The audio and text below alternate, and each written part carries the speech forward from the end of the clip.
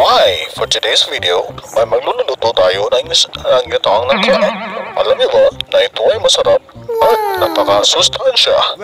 Ito ay palaging niluluto sa probinsya. Tara, tikman natin at panoorin natin kung paano ito lutuin.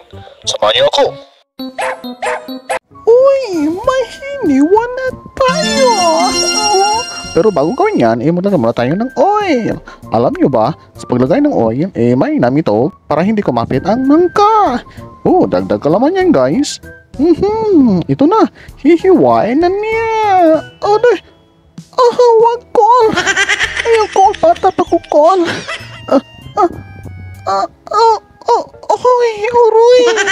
Uroy, ayaw kol. Patap ko kol. Sa paghiwa ng langka, mag-ingat kayo para hindi kayo masugatan.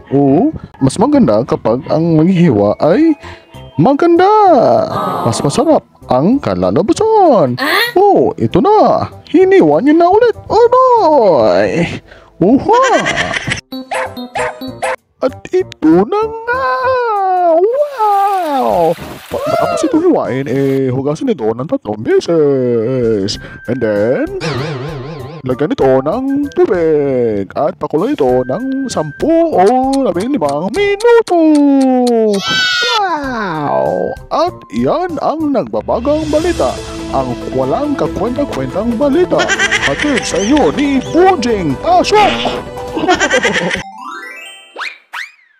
Sa araw, may isang bata na laging kumakain at walang laman ng utak. Sinabi ng kanyang ina, "Anak, saan mo nga ito niyong?" At si Bonjing ay nandaling kumuha ng itak. Pero hindi alam ni Bonjing na palakol pa lang kanyang kinuha. Matapos ang masusing investigasyon, ito na nga ang mga nakakalat na ebidensya.